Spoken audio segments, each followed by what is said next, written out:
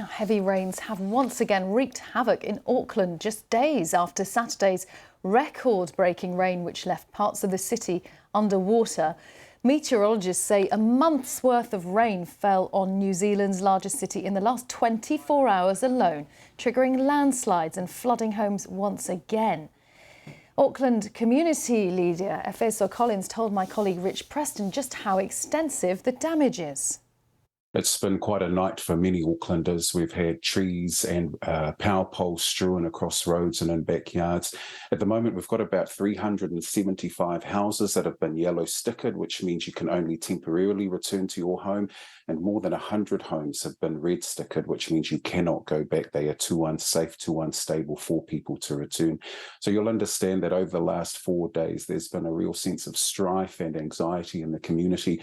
And many of us in the community have been working tirelessly and around the clock to ensure that everyone's feeling a sense of safety, a sense of belonging, and just aware of the services that are available to them. So there's been some troublesome times over the last few days, and you may know that our schools in New Zealand's largest city are currently closed and will reopen next Tuesday. So some time to get behind everybody and make sure that we're doing the work to support one another at the moment. I'd like to come back to schools and hospitals and so on in a moment. Let's talk more about houses for the time being. Around 500 or so out of action. How are people being looked after? What's the evacuation operation like?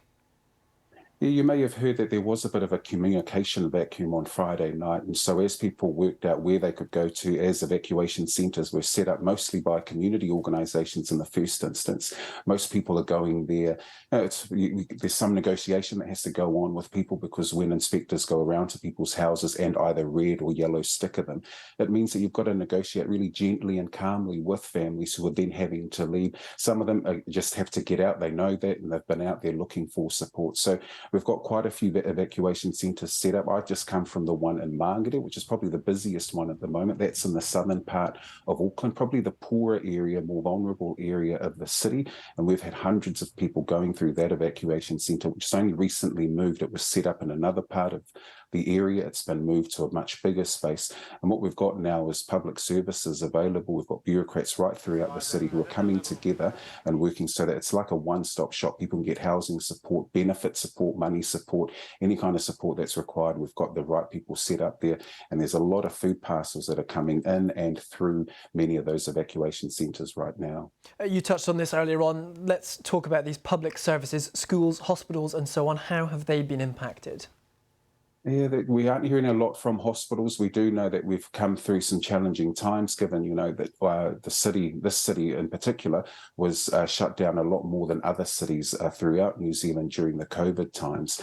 So we know that schools have been shut down. There's been quite a bit of debate as to whether they should be shut down. Where I am at the moment, it's quite sunny. My area hasn't been that affected by the rainfall from last night.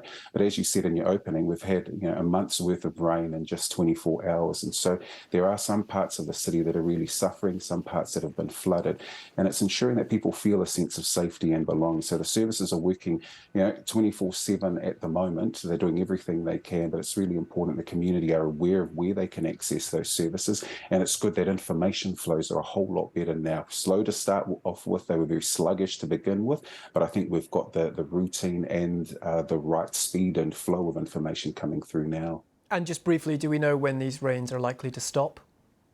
No, they're forecast for a few more days yet. Hopefully we'll get some reprieve at some stage soon. But I think what's important is that the community know that there are people who've stood up. We're really grateful to all the community organisations that have come out and supported us. I think people are through the leadership vacuum that was at the beginning of this crisis, where we didn't see so much leadership coming through. But I think now, when you resource the local leadership, local groups to get involved, that's when you get the resolve and the resilience of the community really start to shine.